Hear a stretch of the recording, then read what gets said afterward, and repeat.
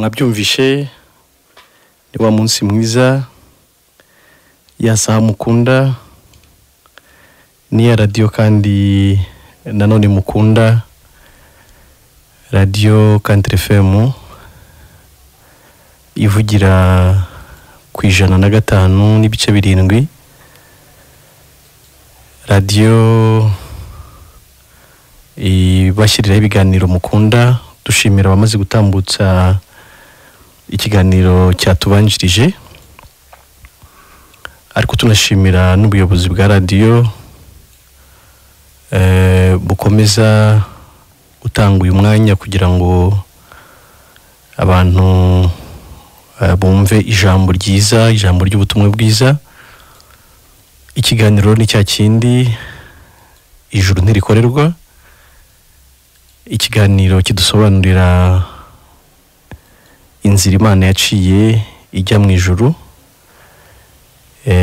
inzira abantu benshi batajya bamenya kandi mu by'ukuri bifuza kujya mu ijuru. Iyo utamenya inzira rero byumvikana ko aho ujya utagerayo. Niyo mpamvu abantu bashakisha bakabakaba ariko ntibamenye mu by'ukuri inzira y'ukuri bageza mu ijuru. Ariko aya ni amahirwe adasanzwe ku bantu bumva radio.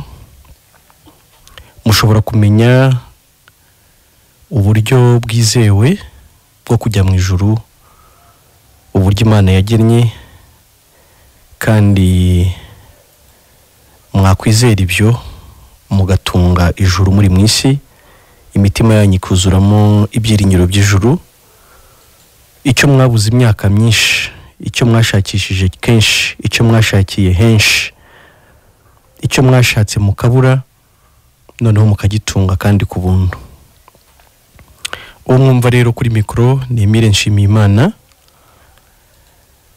Nkaba ntari mushya mu iki kiganiro.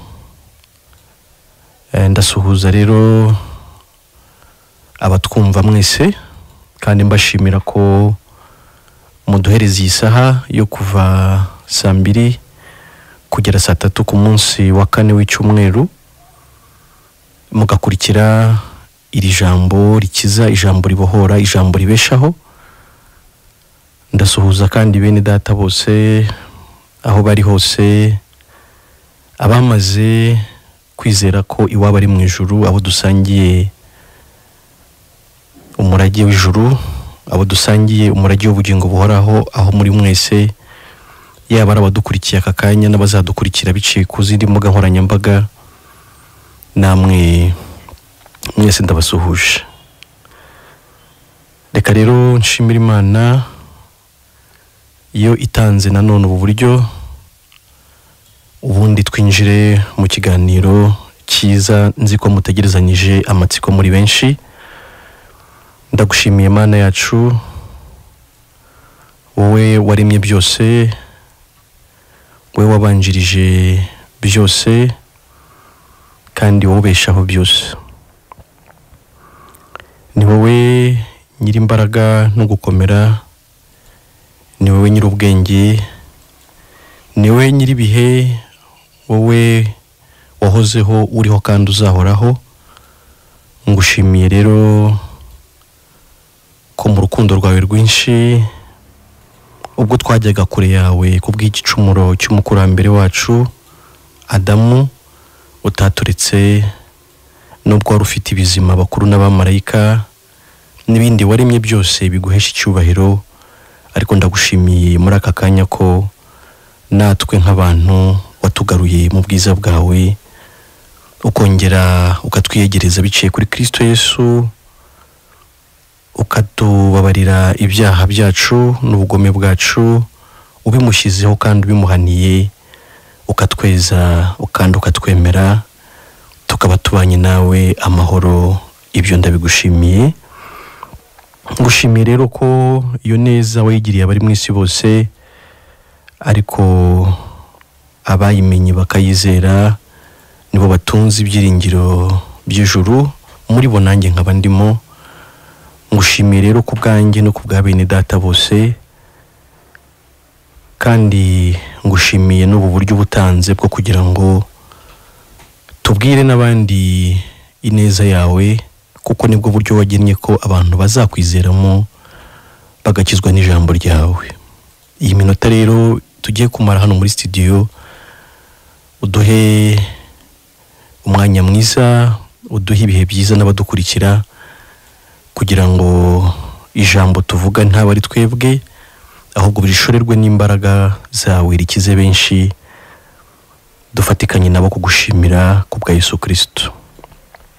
Tugushimiye kubw'igihugu waduhaye, tugushimiye kubw'umutekano ukirimo utuma tunavuga ubutumwa bwiza dutekanye. Tugushimiye kubwa byose utugirira. Ishimwe ni ryawe none iteka ryose urakoze. Amen. Uyu munsi ni umunsi w'amashimwe, nijoro ryo gushimira Imana. Niyumvishemo ko dukwiriye gufata uyu mugoroba dushimira Imana. Ni umugoroba rero w'amashimwe. Twababwiye ubutumwa bwiza hashize imyaka myinshi tuvugira ku iyi mikoro ya Kantire FM, ariko numvishe dukwiriye noneho gutanga umwanya wo kumva abantu bari hirya no hino bizeye ubutumwa bwiza, bakaba barakijijwe nabwo, byaba byaranyuze kwizi mikoro cyangwa se mu bundi buryo, kubera ko twemera ko uburyo Imana igenda ikoresha ikiza abantu ni uburyo bwinshi, nubwo ikibakiza ari kimwe, ariko inzira zo ikoresha ni inzira nyinshi. Tubona Pawulo Kristo yihishuriye ubwe ageze i Damasiko ajya kurenganya abera, ariko tukabona inkone na Filipo, Imana iyobora Filipo kugira ngo asanganire inkone, ayisobanurire ibyo itumvaga mu ijambo ry'Imana byerekeye Kristo, hanyuma inkone ikizera igakizwa. Tubona Rudiya, Imana yafunguriye umutima kumva amagambo ba Pawulo bavugaga, nawe akizera agakizwa. Tubona uburyo bwinshi Imana yagiye ikizamwa abantu, n'ubu rero ifite inzira nyinshi inyuzamo kugira ngo abaragwa b'ubugingo buhoraho bumve ubutumwa bwiza. Inzira yose byanyuzemo rero ukaba warasobanukiwe iri jambo ry'ubutumwa bwiza. Ndagira ngo kuri uyu mugoroba dufatikanye gushimira Imana kubwa Yesu Kristo, tugendeye ku ijambo riri mu Baheburayo igice cya 13 umurongo waho wa 15. Haravuga ngo nuko tujye dutambira Imana iteka igitambo cy'ishimwe tubiheshejwe na Yesu, ari cyo mbuto z'iminwa ihimbaza izina ryayo. Amen. Iri jambo ritubwira kujya dutambira Imana iteka igitambo cy'ishimwe tubiheshejwe na Yesu. Mu yandi magambo, nishimwe rikomoka kuri Kristo, nishimwe rikomoka ku cyo Yesu yakoze. Ku Mana iyo tuyishimira kubw'umurimo Yesu yakoze wo kudukiza, wo kuduhesha ubugingo, kuri yo biba nk'igitambo dutuye Imana. Ubwo rero ngo izo ngabo ari imbuto z'iminwa ihimbaza izina ryayo kubwa Yesu Kristo. Kuri mwebwe rero mwahishuriwe ineza y'Imana twaronkeye muri Kristo Yesu, numvishe twafatikanya kuri uyu mugoroba gutanga igitambo cy'ishimwe cyuko turi amahoro, igitambo cy'ishimwe cyuko Imana yadukijije, igitambo cy'ishimwe cyuko Imana yaduhaye Yesu ubwo twari dupfuye tuzize ibyaha n'ibicumuro byacu, ubwo twarabo kurimbuka, Yesu akaza akadupfira yishyizeho ibyaha byacu byose kandi anabihaniwe mu buryo bwuzuye. None Imana ikadukuraho urubanza rw'ibyaha, ikatugira abera, abaziranenge, abatagawa imbere yayo. Hari igihe ntekereza, igihe namaze narizera ubutumwa bwiza, ntabwo ari igihe gitoya cyane, ni imyaka myinshi irenga 20 namaze nshakisha Imana, nshakisha hirya no hino, ngerageza gukora imirimo itandukanye natojwe, bambwira ko ari izangeza ku Mana, ariko bikarangira numva umutima wanjye ukomeje kuba kure cyane y'Imana. Ariko igihe gikwiriye kigeze, ndabyibuka, Imana imenyesha ko ariyo yanshatse, ko atari ngiye mu by'ukuri wayishaka ngo nyibone, kandi ko yambonye. Imenyesha ko yambabariye, imenyesha ko nta rubanza ngifite kuri yo, imenyesha ko yanyejeje mu gihe nari maze igihe kinini cyane ngerageza kwiyeza bidakunda. Ariko Imana iranduhura, nk'uko Yesu yahamagaye abarushye n'abaremerewe ngo muze munsange ndabaruhura, kuko nasanze Yesu aruhura. Maze imyaka irenga 10 nizeye ubutumwa bwiza, menye rwose ko nzajya mu ijuru, menye rwose ko nababariwe, menye rwose ko ndi umwana w'Imana, menye rwose ko ndi umunyabugingo, menye rwose ko nta rubanza ngifite ku Mana. Kandi umutima wanjye rwose warabohotse, umutima wanjye waguwe neza, umutima wanjye wararuhutse, ku buryo n'ibindi byose nakora, n'ibindi byose nkora mu buzima bijyanye n'inshingano za buri munsi, mbikora ntekanye, mbikora nezerewe, mbikora nguwe neza, kubera ko nzi neza ko ndiho, ariko nzahoraho iteka muri Kristo. Nzi neza ko ntari uwo gupfa, nzi neza ko ntari uwo kurimbuka, ahubwo ko ndiho by'iteka ryose. Niwo mutungo ukomeye mfite, kuko nabonye mu isi nyine ibyaho birashira, ibyo ari byo byose n'uyu mubiri dufite urashira, nuko kuvuga bigahagarara, no guhumeka bikanga, no gukandagira, no gutera intambwe bikanga, no kurya bikanga. Ariko ubugingo buhoro dufite muri Kristo Yesu n'ubugingo bw'iteka ryose, ndabushimira Imana. Nanjye rero ndi kwiza mikoro, nanjye numvishe natura iryo turo ry'ishimwe, natamba igitambo cy'ishimwe nk'uko ijambo ryatubwiye. Kubaje nyuma twasomye umurongo umwe gusa uri mu rwandiko rw'Abaheburayo 13 umurongo wa 15, aho ijambo ritubwira gutambira Imana iteka igitambo cy'ishimwe tubiheshejwe na Yesu Kristo, arizo mbuto z'iminwa ihimbaza izina ryayo. Ubwo rero uyu mugoroba twawuhaye abakijijwe, abera, abaziranenge, abakiranutsi, aho bari hose badukurikiye. Muhamagare kugira ngo musangize abatwumva ibyishimo mufite, umunezero mufite, mushimire Imana, bityo bitere n'abandi kumenya ineza yayo.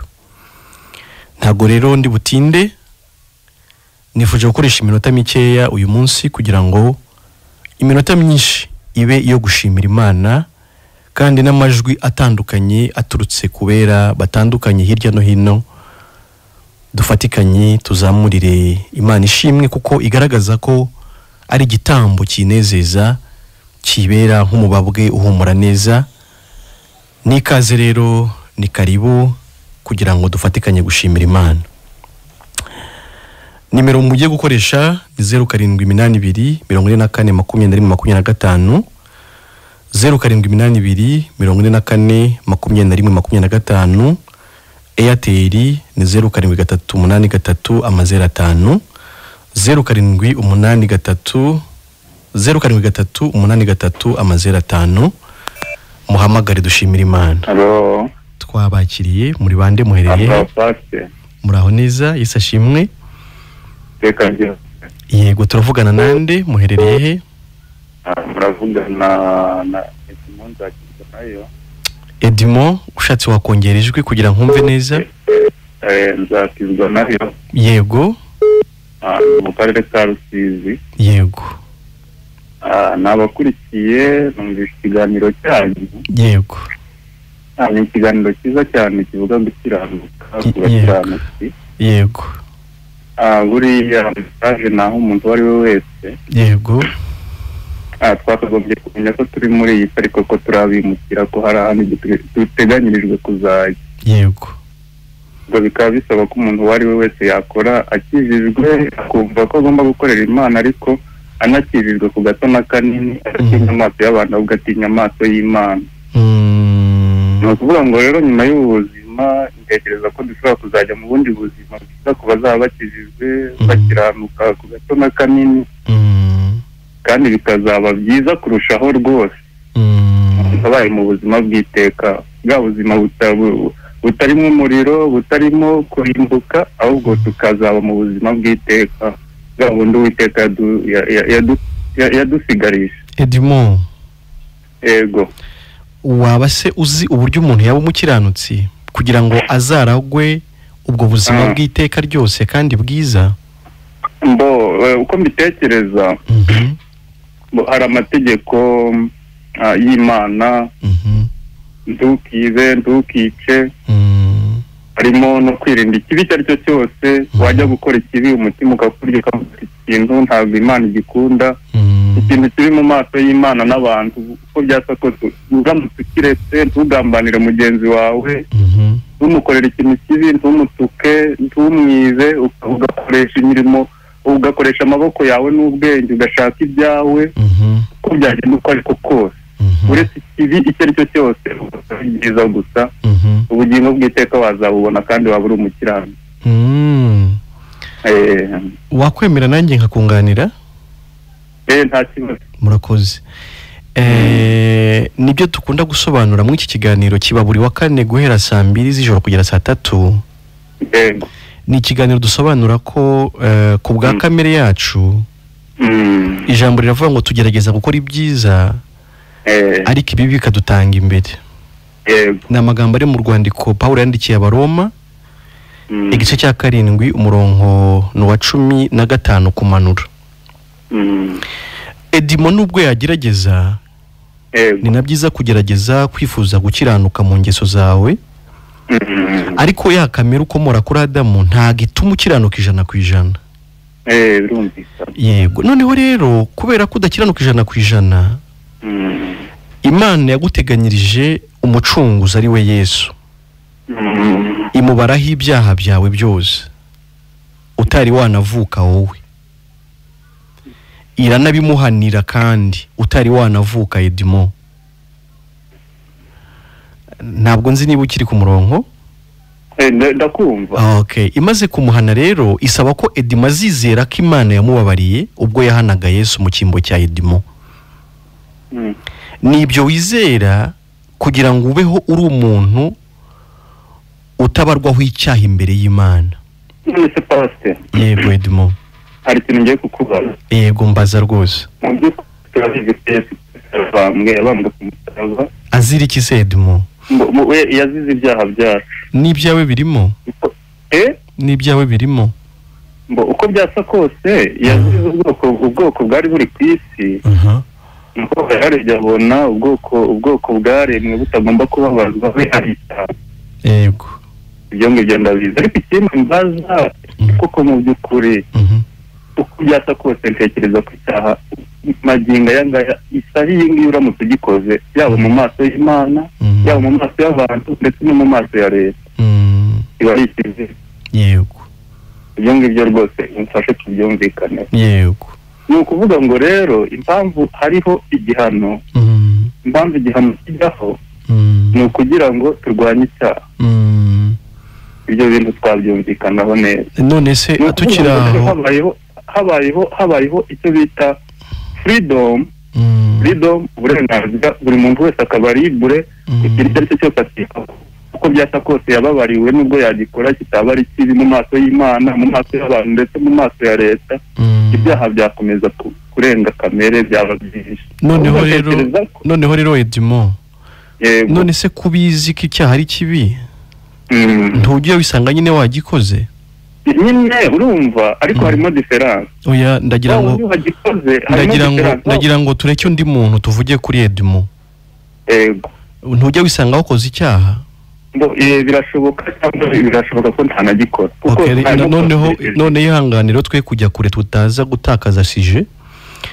Uko kuntu urwanya icyaha ariko ukisanga wagikoze, nuko kuntu uteye muri kamere yawe. Muri kamere muntu gukora icyaha n'ibyo birashoboka. Noneho rero buretse gatoya gusobanura mbanze ngufashe kuko nakubwiye ngo niba wabyemerewe cyangwa ngufashe.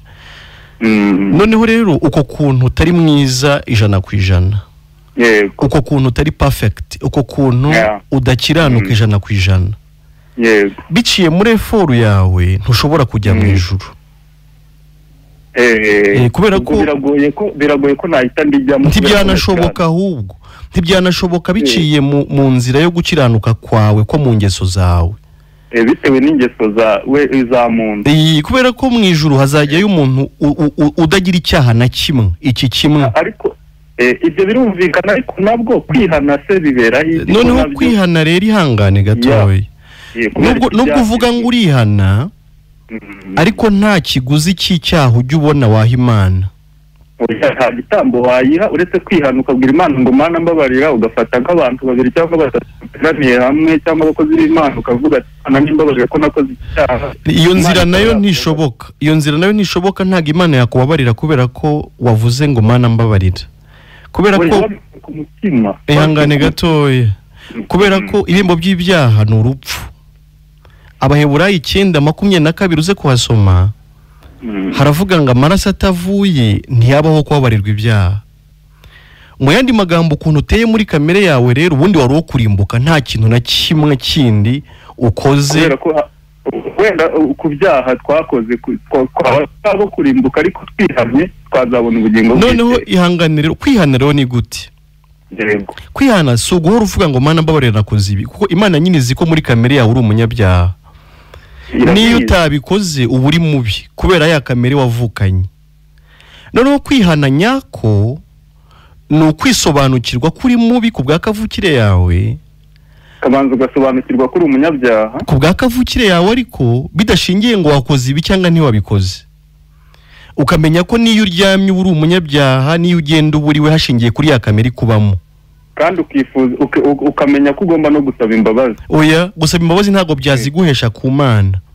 None ubwo ni ukuvuga ngo ahubwo buretse gato mbere yo kuvuga gusaba imbabazi, banza wumva aho burya Imana yo yatanze imbabazi. Ntabwo Imana yazitanze ari uko wazisabye, ahubwo Imana yazitanze ibonye igitambo cy'ibyaha bya Edimo. Uburyo Imana ibabarira ni uko haboneka igitambo. Ntabwo Imana ibabarira kubera ko umuntu asabye imbabazi mu magambo. Ariko se icyo mbaza ko buriya ngewe wenda reka ntezinge kuri religion yo mu Rwanda, kuko ni naho kunze guteranira cyane.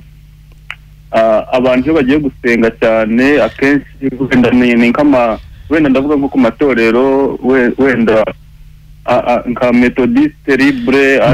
Uraba wihanganye gato Edimo, kuko twasabye ko abakiranutsi bahamagara bagatambutsa amashimwe y'uburyo babaye abakiranutsi ku Mana. Mbona bakagiye kubavugira gatoya. Ihangane gato kugira ngo tuza gutakaza ikiganiro cy'uno munsi.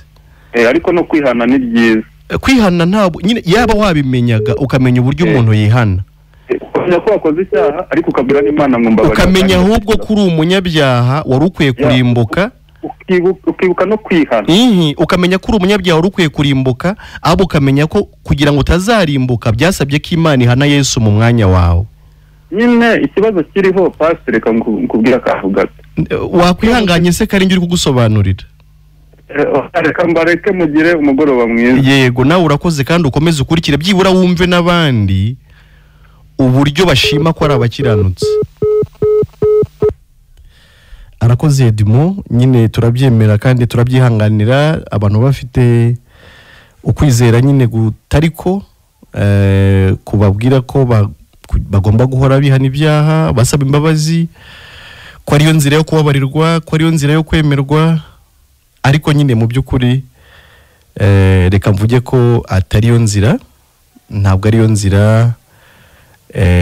Inzira yo kubabarirwa, inzira yo kwemererwamo, ntabwo Imana yashimye ko ica aho ngaho, ahubwo Imana yashimye ko ica kuri Kristo Yesu. Niwe washyizweho ibyaha byacu, niwe wabaye igitambo cy'ibyaha byacu, bityo muri we twarababariwe, muri we twaremewe, muri we turabakiranutsi ku bwa Yesu. ni byiza kugerageza gukora ibyiza, ni byiza gushaka kuba ngeso nziza, ariko ikitugira abakiranutsi cyo no kwizera ko twababariwe ubwo Yesu yapfaga apfiriye ibyaha byacu, natwe tukagirwa mu by'ukuri abakiranutsi imbere y'Imana, ariko tubikesha Yesu. Twashimye rero kwakira mu by'ukuri abantu bamaze kwizera ubutumwa bwiza, abantu bafite amashimwe ku Mana y'umurimo Yesu yabakoreye. Bahamagare tubakire, noneho dusangire umunezero w'ubugingo buhoraho tubonera muri Kristo Yesu. Nimero tuzibibutse 0782442125. Allo, Kantrefem? Allo? Oui. Ninde tuvugana? Ninde tuvugana?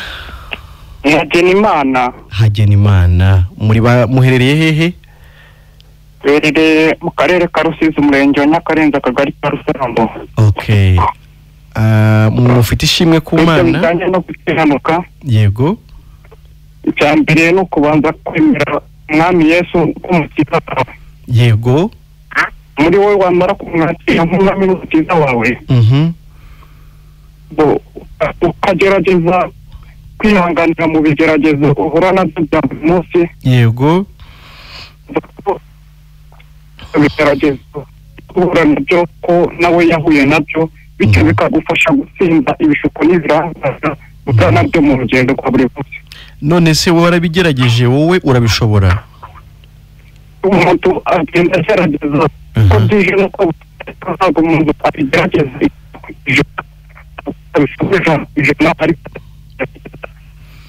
ku Mana si ibintu bitari 100% ko bitajya byemerwa. Hagenimana,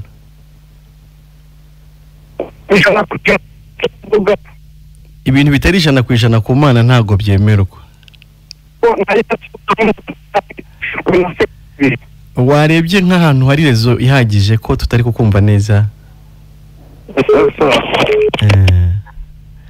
Arakoze kugerageza guhamagara nubwo bitamukundiye neza. Allo, Kantrefem? Yakoze guhamagara. Allo, Kantrefem? Turavugana nande? Turavugana nande? Twabakiriye kuri Kantrefem. Ari mu kibazo cya network, ariko mukomeze mugerageze, ahari biraza kugeraho bitungane. Turi kwakira rero abantu bafite ubuhamya bw'uko bahindutse abakiranutsi ku bwa Yesu. Allo, Kantrefem? Allo, turakumva neza. Ninde tuvugana? Uherereye he? Mavugana Niyonzima Samuel ku Ngombo. Yego Samuel. Allo, turakumva neza cyane. Tubwire icyo wifuza kutubwira, ko turakumva neza, twakwakiriye. Nyewe namaze kwakira Yesu bw'umuntu wadupfiriye nyine. Yego Samuel. Allo, ndakumva neza cyane, komeza utuganirize. namaze kumwakira kuko ari we wasindishijwe n'ibyaha byacu. Yego.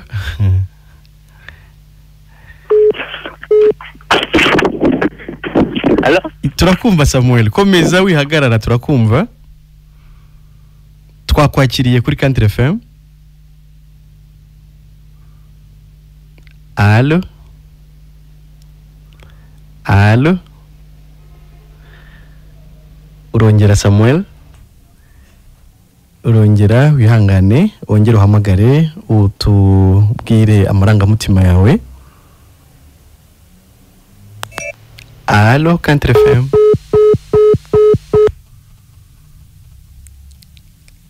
Mukomeze muhamagare. Twakwakiriye, ninde tuvugana?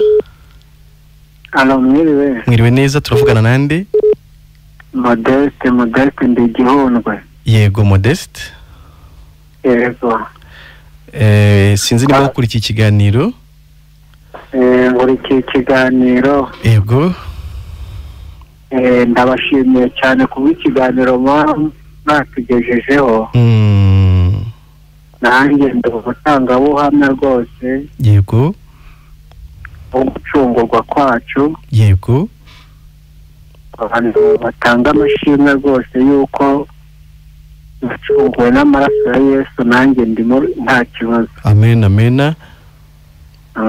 Hanyuma yego komeza ushimira Imana.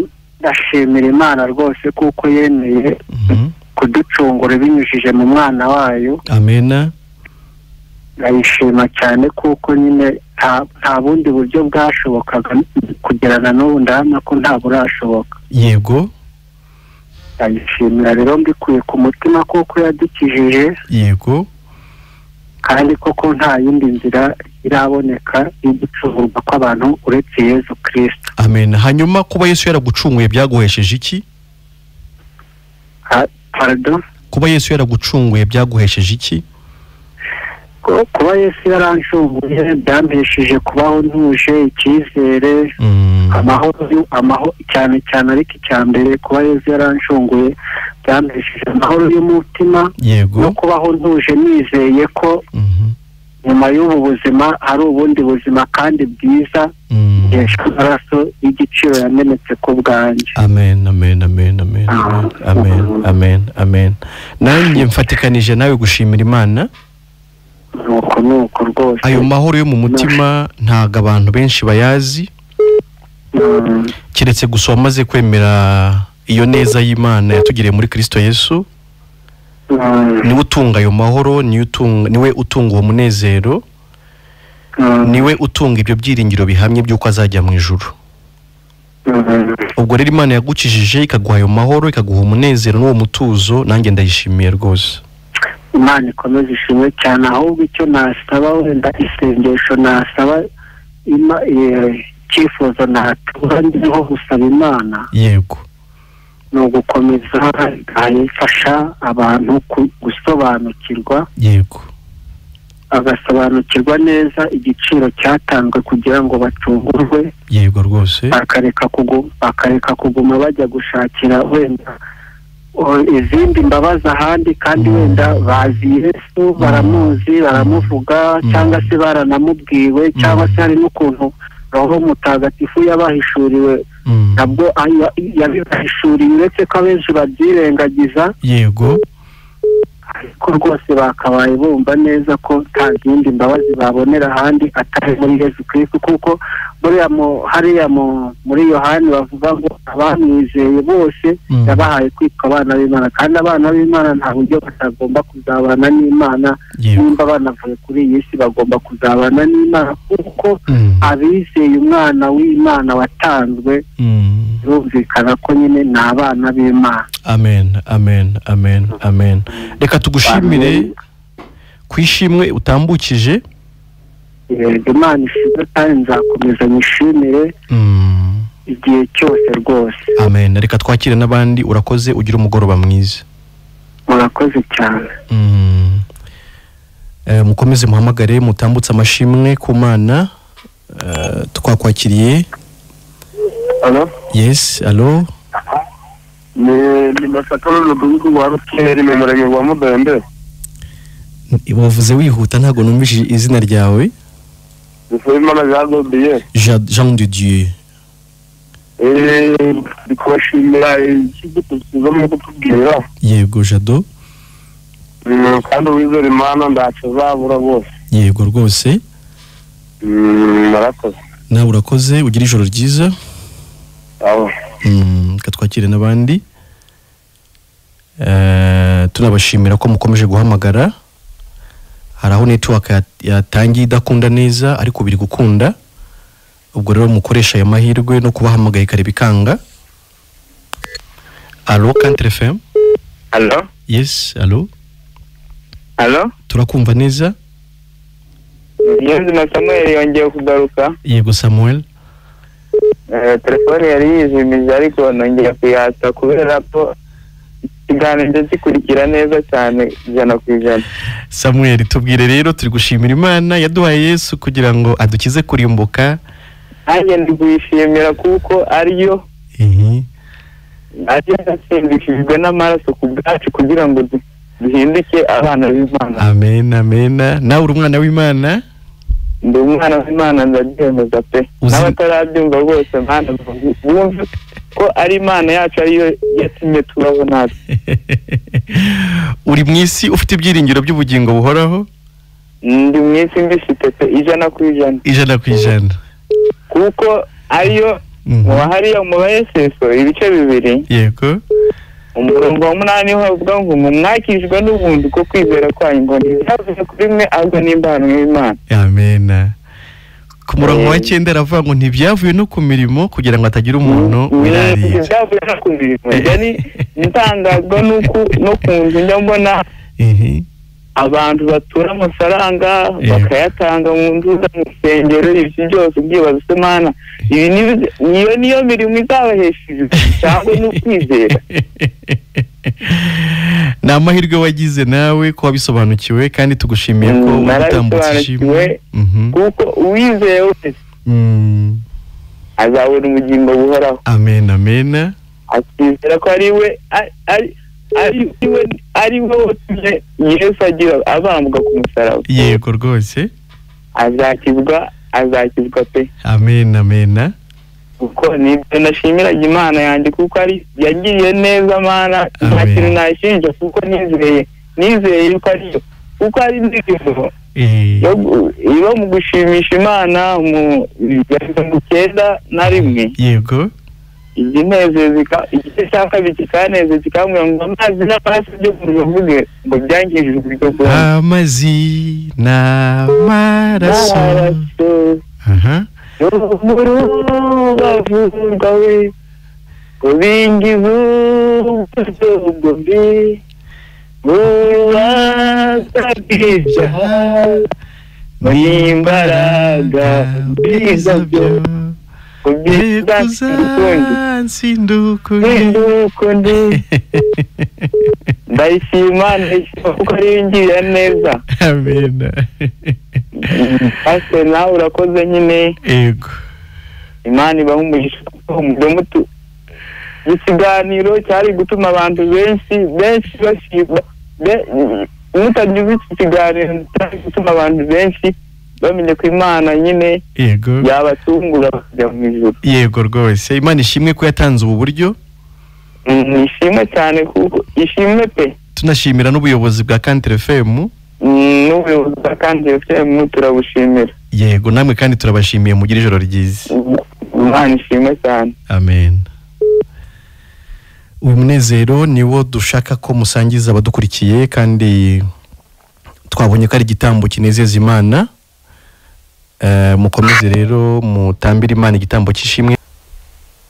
Yes, hello. Hello. Yes. Good morning. Good morning, yes ashimwe. Hano mutagatifu mbikesha kwizera Kristo ari gushimira Imana cyane. Ongera ijwi dufatikanye gushimira Imana. Good morning. Ndimo ndashimira Imana ko yagize umutagatifu. Amen. Ndashaka kwitagura kumusaba ku bwanjye. Amen. Ndashaka ibyaha byanjye no kubwe bwanjye na kafusi yanjye. Amen. Ariko nawe nyine akajya mpa gutungana kwe. Amen. Niyo mashini n'akandi rwose. Amen. Ndimo ndashimira Imana rwose kandi kwisi ifite ubugingo buhoraho. Amen. Mutagatifu Goodman uherereye he? Hano mu Murenge wa Mururu. Okay. Aya makuru yakugezeho ryari Goodman? Amakuru rwose yangezeho muri 2013 rwose niho namenye amakuru neza. Ko ari kera cyane. Uyu munezero umaranye imyaka 10 na. Ishimwe rwose umutagatifu rwose. Harubaza gukurimbuka. Waratomboye cyane.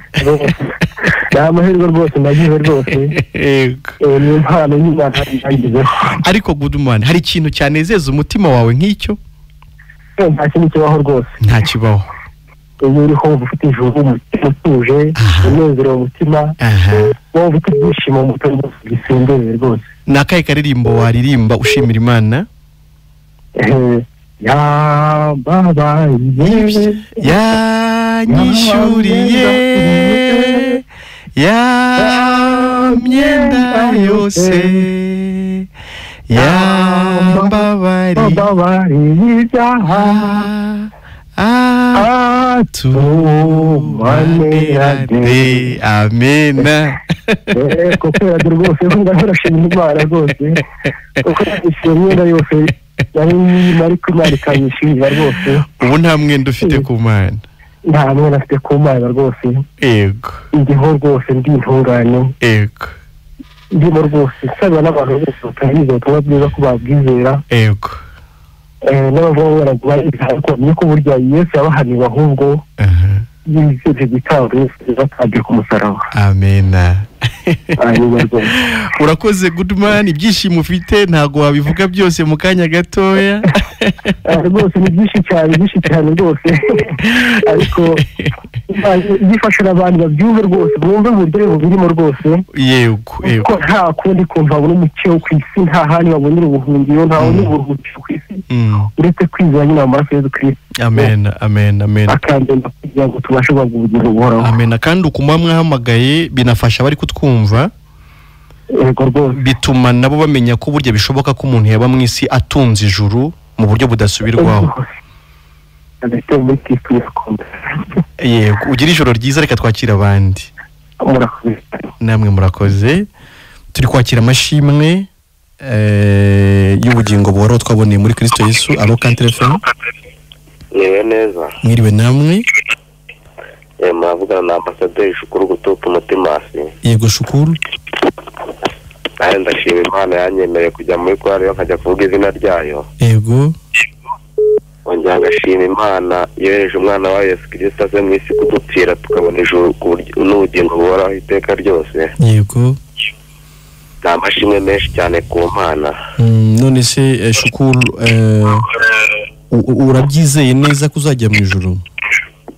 ijuru turarifite mu isi kuba ryohene umwana w'Imana Yesu Kristo yaje akadupfira. waretse kuvuga mu bwinshi, mbwira nkawe kandi ukupe radiyo yindi ufite hafi yawe. yego, nayo ndimo nkubwira ngo yego, kuba Imana yohereje umwana wa Yesu Kristo akaza mu isi kumpfira. yego. byahise binyereka ko ijuru ndifite.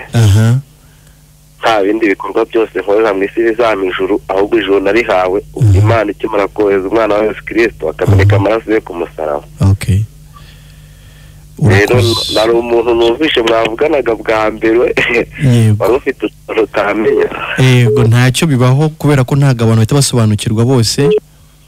bajye bagerageza banarebe ziriya ndirimbo ziba mu bitabo. yego. ndagira ngo niba ari kutwumva arebe indirimbo ya 85. yego. kugushimisha. yego. ivuga ngo amaraso y'umucunguzi niyo soko yoza abanyabyaha. bakabonera rwose. ngo amaraso y'umucunguzi niyo soko yoza abanduye, niyo yoza abanyabyaha bakabonera rwose. ndaguhimbariza mucunguzi imbabazi wangiriye, ukanyoza ibyaha nakoze mu maraso wavuye. kabisa wa musore mwavuganaga bwa mbere ayireba ayiritimbeho. yego, urakoze nawe rero Shukuru, uramufashije kandi n'abandi badukurikira bafashije. ubwo buhamya bwawe rwose twizera ko buragira icyo bukora mu mitima y'abari kutwumva. ariko pasiteri, yego, Imana igira neza iratabara. yego, tuba dufite ubuhamya bwinshi twatanga ariko ubukomeye n'ubwo ngubwo, ubukomeye n'ubwuko umuntu ari mu isi yarakize kurimbuka afite ubugingo buhoraho. shaka bisa mu isi ndahari mpizeye ko ijuru ndifite. yego. ahubwo bamwe wa musore mwavuga ikigaragara cyo nta cyizere afite. yego ariko ubuhamya muri gutanga bushobora nawe kumuremera ukwizera, bushobora gutuma nawe yumva ko bishoboka, nawe akizera ijambo ry'Imana, akizera ko yababariwe, nawe akaraganwa natwe umurage w'ijuru kabisa. Ajya ahubwo we ibyaha akora nibyo akeka ko bizamuhesha ijuru. Kandi ijuru twarihawe Imana ikimara kohereza umwana wa Yesu Kristo aza kudupfira. Yego. Ntibemera cyeka niba batemera ko yaziraga ibyaha byacu byo birumvikana, ariko yaziraga njyewe izira no mpamvu rero ijuru ngiye ndifite kabisa, nifite ikize naho nkora umurimo w'Imana. Urakoze, reka twakire n'abandi, ugira ijoro ryiza. Baba pasiteri, reka twakire n'abandi, amasaha yagiye. Turi kwakira amashimwe y'abantu bari mu isi bazi neza ko bafite ubugingo buhoraho, babikesha kwizera Yesu, abantu bamaze kuba abakiranutsi ku bwa Yesu, abantu badashidikanya ko iwabo ari mu ijuru. Mukomeze muduhamagare dusangire umunezero mu minota mikeya dusigaranye, mukoresha igihe gitoya buri wese. Yes, hello. Halo. Yes, turakumva. John Kumombo. Yes, John. Turi kwakira amashimwe y'abantu babonye ubugingo buhoraho ku bwa Yesu Kristo, bakaba bari mu isi bazi ko iwabo ari mu ijuru. Nawe se waba uri muri abo kugira ngo dusangize ishimwe ryawe? Aha. Abahamagara muhamagare. Yes. Allo. Yes. Mwiriwe neza. Muravugana na Ingene Jacqueline. Yego Jacqueline. Ndoye imururu ku itara muri Rusizi. Yego. Nanjye nshimiye Imana yonyine yatanze Yesu Kristo ngo abe impongano y'ibyaha byacu. Byawe cyane cyane. Yego. Akemera kuba ituro rizima rishimwa n'Imana. Yego rwose. Nshimiye Imana cyane n'umutima wanjye wose. Amena. Ko ntari kubona inuma y'intungura ibasha gukiza ibyaha byanjye. Yego. Na bya bitambo by'ibimasa by'imishishe. Yego. Ntabyo nari kubona. Yego. Ariko Yesu anyemera mu muzingo w'igitabo. Yego. Nanjye mpakuruhuka ko mu mutima. Amen, amen, amen, amen. Nshimiye Imana yonyine kuko ngo yabyimye abahanga ngo bisobanurira abaswa n'intamenyekana. Yego Imana ishimwe. Nkanezerwa cyane ndi kumva navuze ko urabyemerewe. Amen. Amen. Njya nishima nkumva umunezero wose ndawufite kuba ndi mwisi ndi no mu ijuru. Amen. Napfa none nasinzira basi bikarangira, mva neza homba njya kwahera.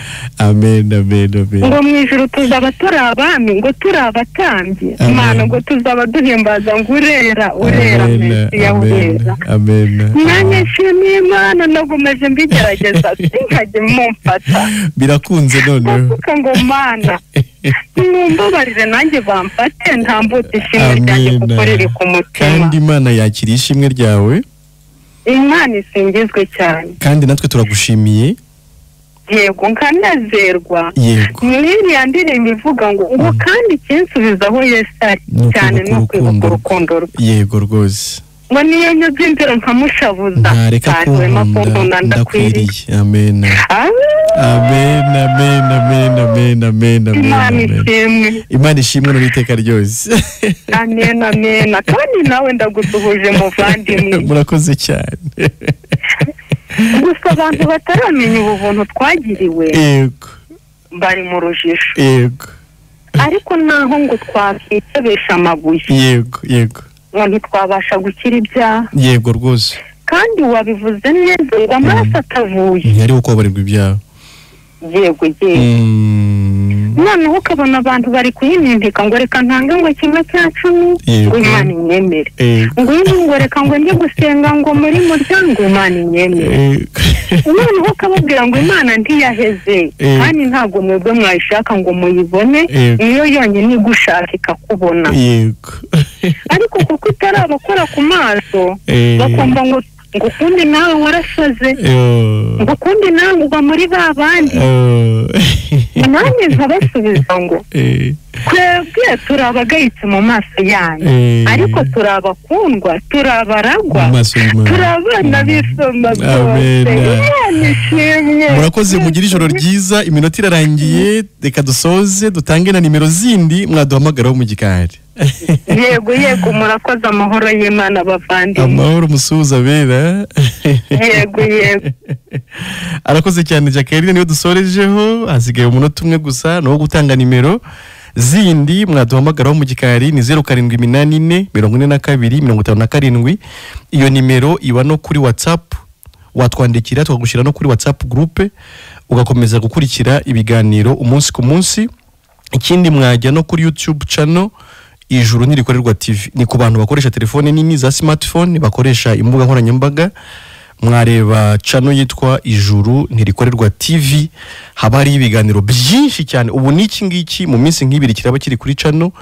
Mbese nimujyeho muzasanga ibiganiro byinshi cyane, amashimwe ya bene data, ubuhamya butandukanye, ibiganiro bitandukanye bikomeza gusobanura uburyo Imana yaduhaye ijuru muri Kristo Yesu. Reka rero mbashimire mwese abo twabonye mu kiganiro, nshimire n'abazadukurikira biciye kuri YouTube no ku zindi mbuga nkoranyambaga. Mvuge nti amahoro y'Imana abane n'abizera Yesu Kristo by'ukuri none n'iteka ryose. Amen.